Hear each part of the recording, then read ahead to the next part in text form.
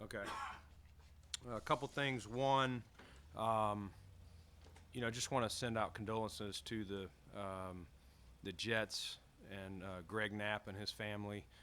Obviously they're a rival team in our division, and you want to beat them and do everything you can, but football's still family, and I never had the pleasure to work with him, but talked to several people and knew who he was. He's always been on another team, and what a sad way to start the season. But from the Buffalo Bills, we just want to wish the Knapp family and the Jets all the best, Joe Douglas and Coach Sala. A couple other announcements. We've got one guy that did not pass his physical, Jerry Hughes, just training over the summer. Nothing major. He's got a calf strain, so he'll start on the NFI non-football injury list. But everyone else cleared and should be ready to roll for us. And then COVID, we got two right now. We've had a few cases over the summer. Most of those have been cleared up, but we got two over the last couple of days. Ike Butker and Deion Dawkins. Of course, happens at the same position.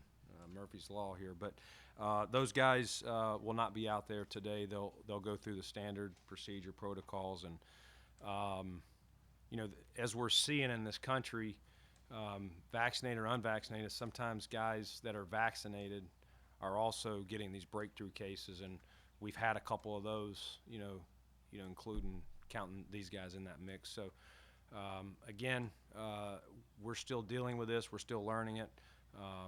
It's been a tough, situation for our country, and it's no different here. Our guys are.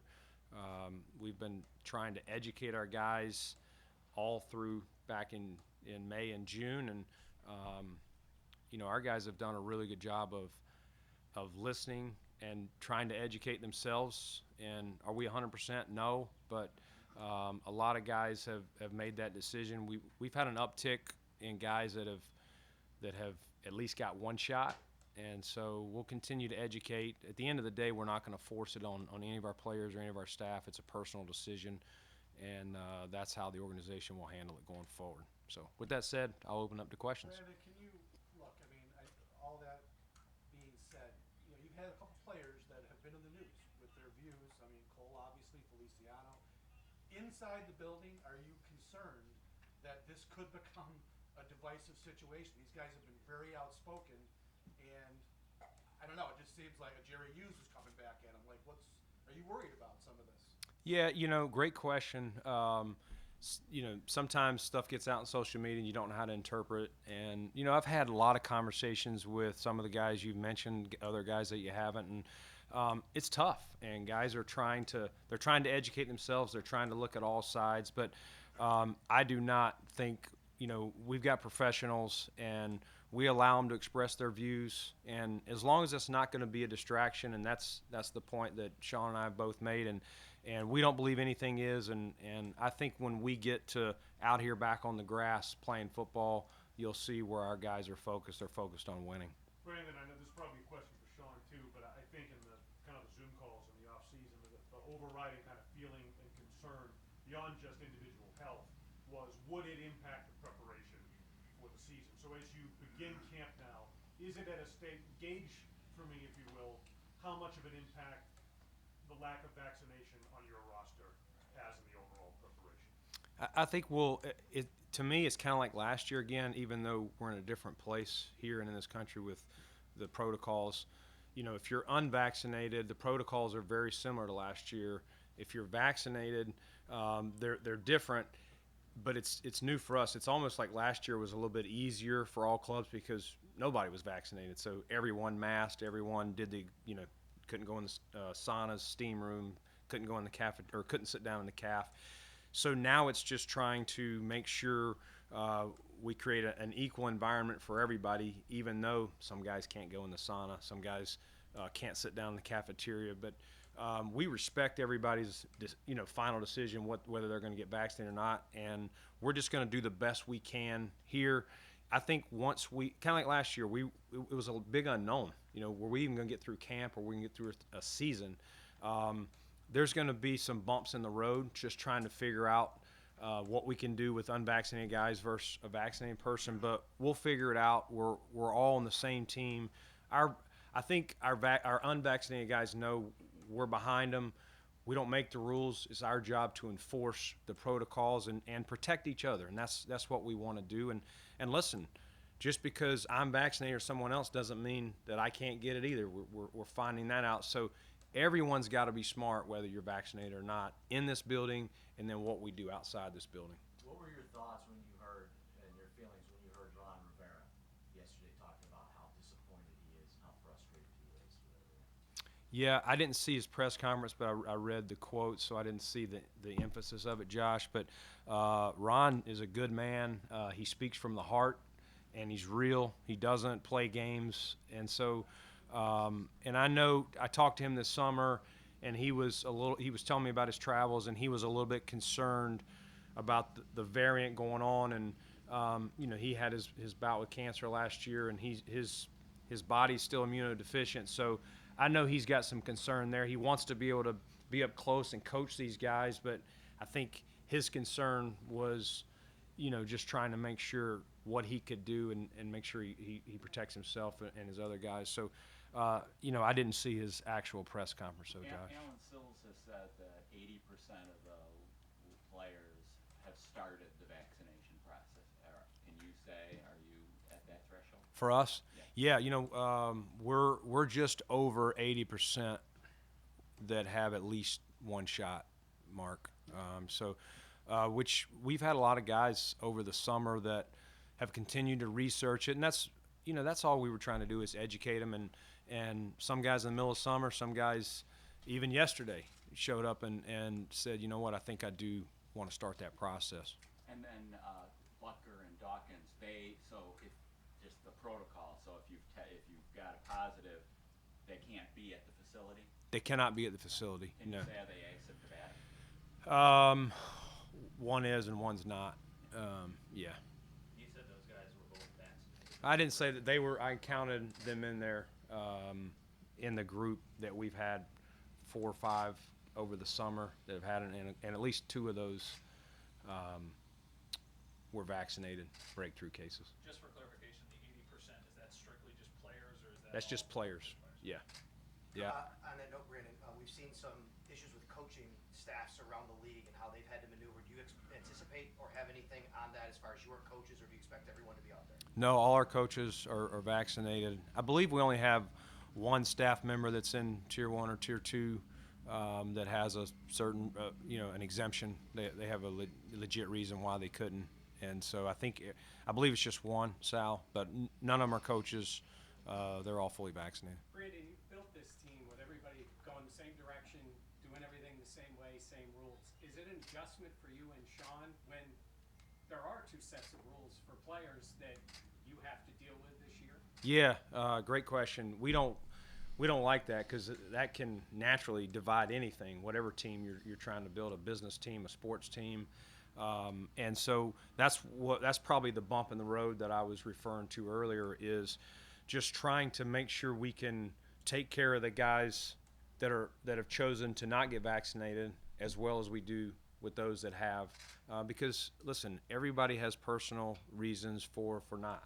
I have some family that have chosen not to be vaccinated, and whether I agree or disagree, I have to respect their opinion, and it's no different here in the workplace. Brandon, can you back to go to football if we could? Great.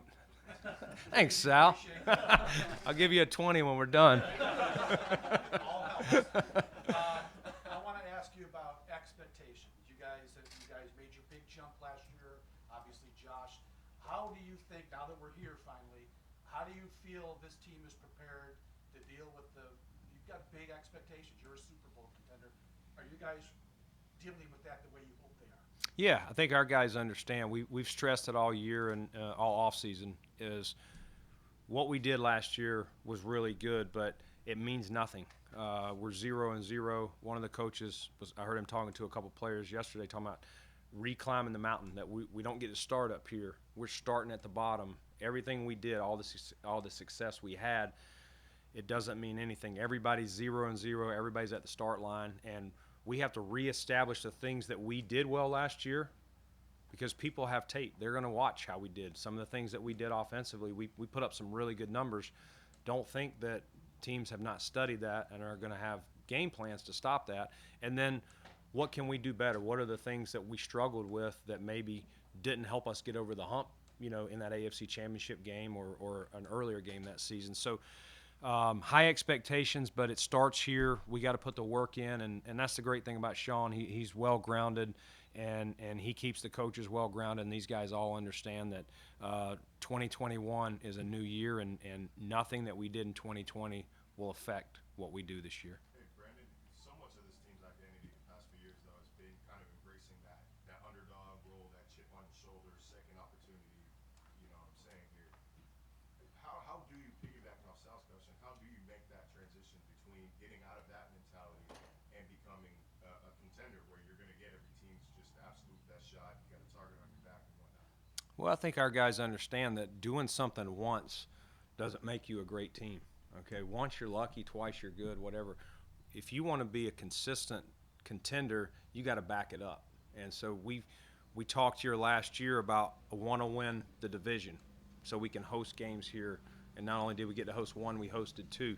I would have loved to have been hosting that last game that we lost, but we still have a lot of things that we haven't accomplished. That as good as last year was, we still didn't meet some standards that we want to get to. So, until you win it, in my mind, we're still hunting. And will people be hunting us? Yes, starting with our division. But again, Marcel, I think our guys understand that. Again, what we did last year doesn't mean anything, and let's hit the reset button. How have Our guys play with a chip. I think it starts with Sean. He does a great job. He coaches with a chip. He walks around the halls with a chip, and our guys feel that. how have talks been going with Josh's representatives on an extension? I don't really get into that, Mark. Josh is in a great headspace, and he's ready to roll. And if for some reason we're able to get something done, I'll definitely make sure you guys know. But we're also fine if it doesn't get done this year. And I've said that all along. Josh is in a great headspace. He and I have a great relationship, and he's ready to roll this season, and he's letting his representatives do their job. And like I said, if something happens, great. If it doesn't, we'll focus on the season, and we'll pick it up next year. And I think we all kind of get that response, right? And that was kind of the one Yeah. you gave me during that Zoom. But you kind of had that wry smile going too, that would suggest things would go like that one, kind of right there. And Sean expressed confidence that this thing was going to happen several weeks ago. Can you, characterize anything? I know you don't want to do it through the media. Yeah. But give us a sense of where things are at. And is there momentum toward this thing happening before something significant taking place on the field?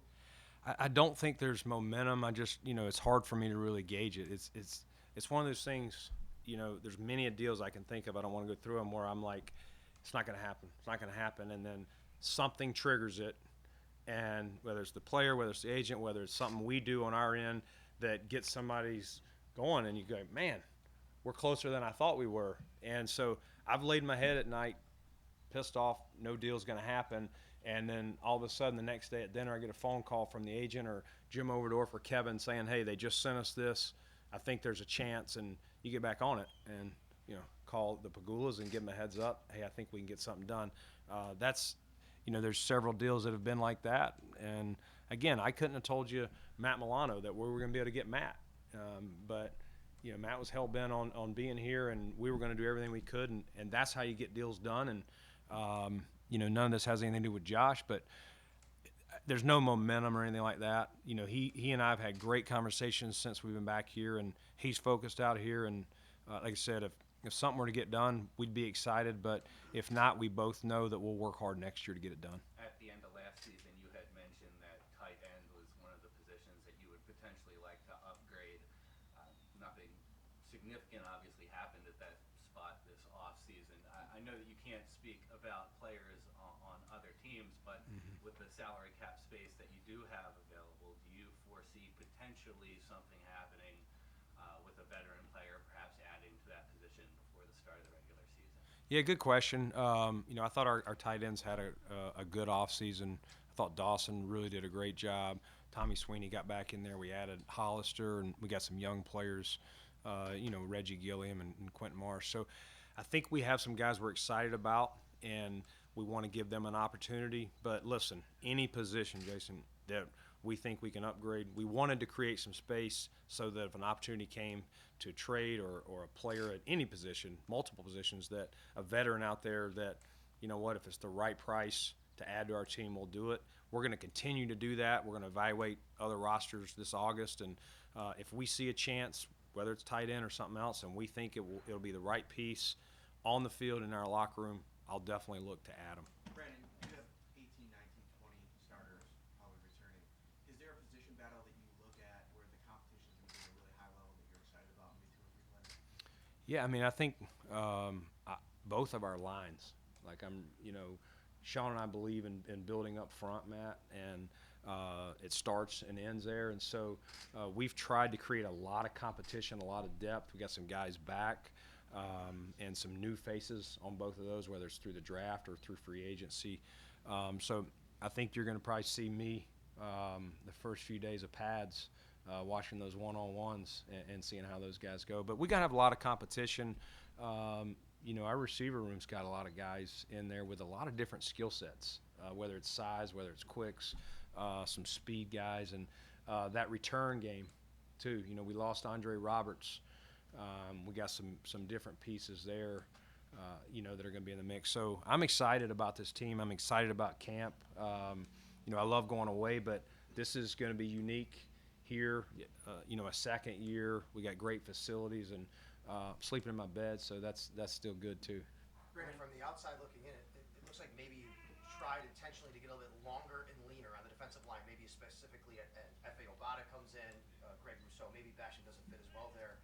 Even Mario Addison looked a little bit leaner when we saw him out here in minicamp. Was that by design that you wanted to do that, or was it just the way it worked out? Sometimes it's the way it works. I mean, I'd love to, Sal, always draft height, weight, speed, prototype size, and you can't coach those things. And what Rousseau has, and Basham in his own way, and F.A. in his length. But like I said, Basham doesn't have that length, but he's got great feet, and he can anchor in there to where he can anchor on an end or inside. And the versatility is probably the piece that I was looking for most, or we were looking for, and I think that's what we have. I talked about the receiver, but to your point at D-line, we've got a lot of different pieces and guys that can play on the edge or can play inside. And with the expanded roster rules back for this year, first, what did you kind of gather and learn from going through it the first time last year? And second, does it ease the burden at all for you decision makers with a roster as deep as yours appears to be?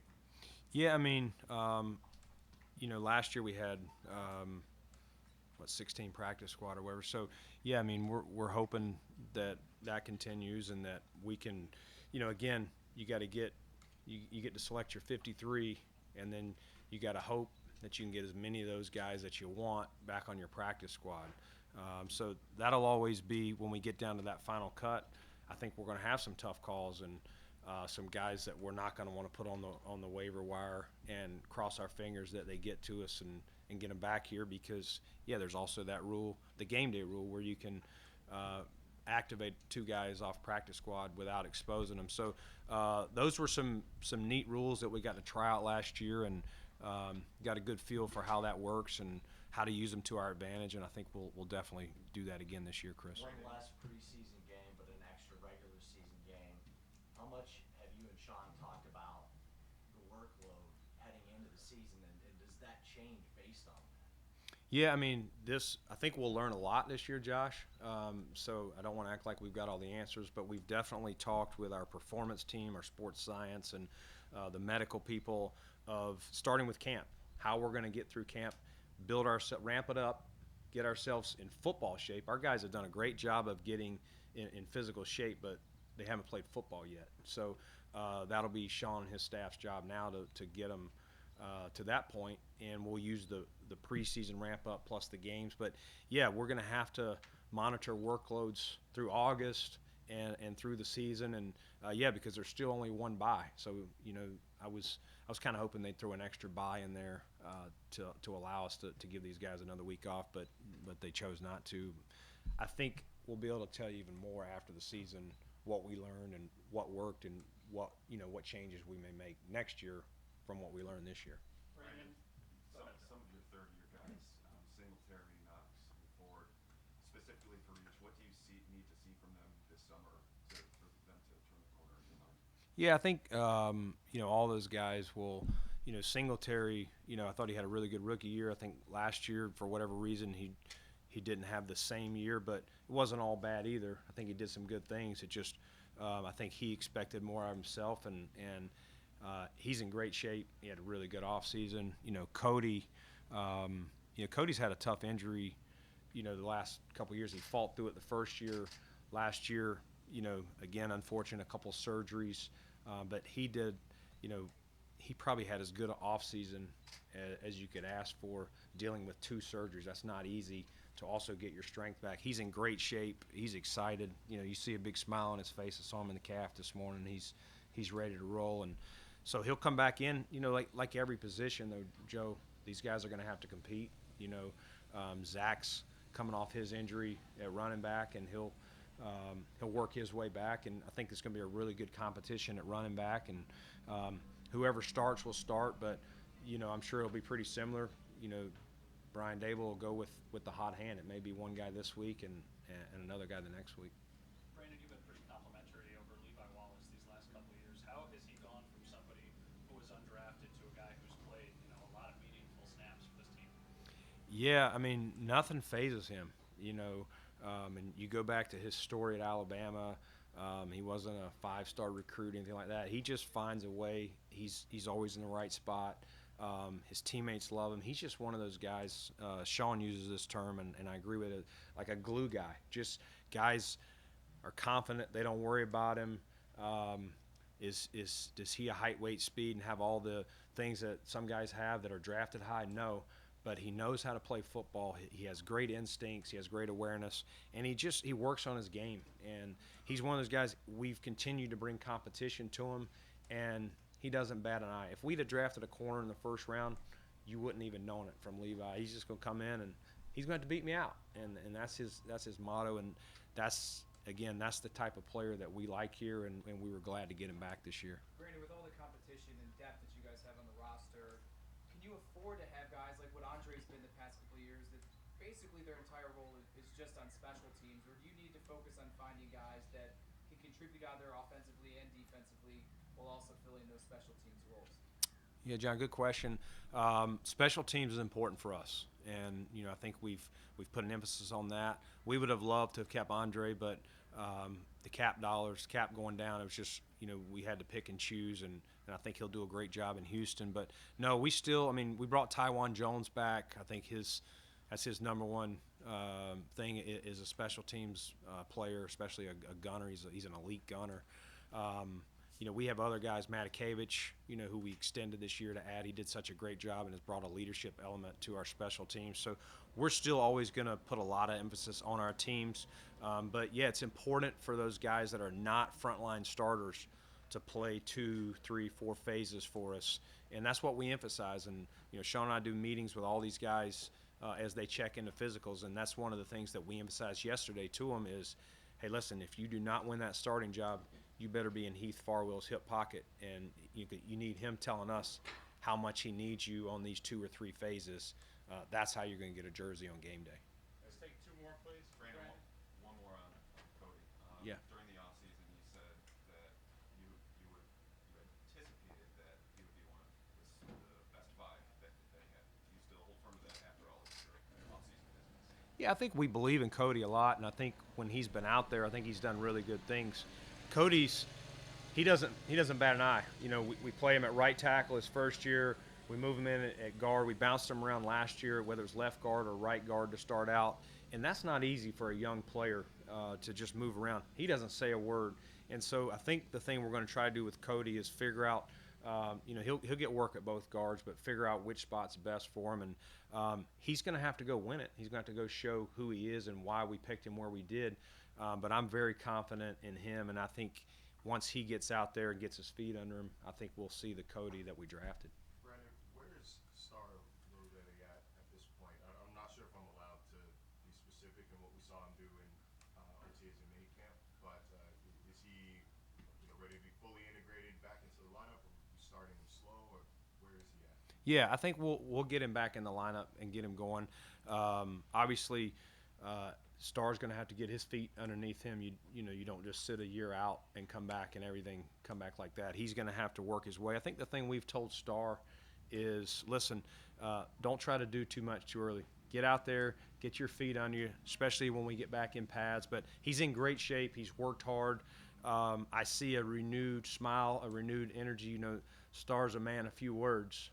You guys probably know that by now, but he seems excited to be here. We're excited to have him back. He's been an integral part of our success. I can tell you our linebackers are glad to have him back. He does a great job of letting those guys run free, and so I'm sure Ed Oliver will be glad to have him back as well. A few less double teams for him. So I'm excited to see Starr, and I think he's excited to be out here. And if I can follow up with that, I mean, a lot of the talk about the Star's return is centered around the impact on Ed. But you mentioned the linebackers. What do they benefit from having Star back on the field? Yeah, I mean, he does a great job of just eating up blockers and keeping guys getting to the second level so that Tremaine and Matt and AJ and these other guys can roam to the ball. And, you know, Tremaine and Matt last year, probably they had some injuries early in the year, but I think it was also, you know, just dealing with not having Star in there, different pieces, and we had no offseason, you know, so we had some new pieces in there, you know, and I think our whole D-line maybe started a little slow, but the second half of the year they really picked it up, and I think year two under Eric Washington, those guys are, I think you're going to see even more out of that group. Hey, Brandon, there's one more Yep, announcement. yep, don't leave. I got one more thing. There's a gentleman here that has covered the Buffalo Bills for a long time.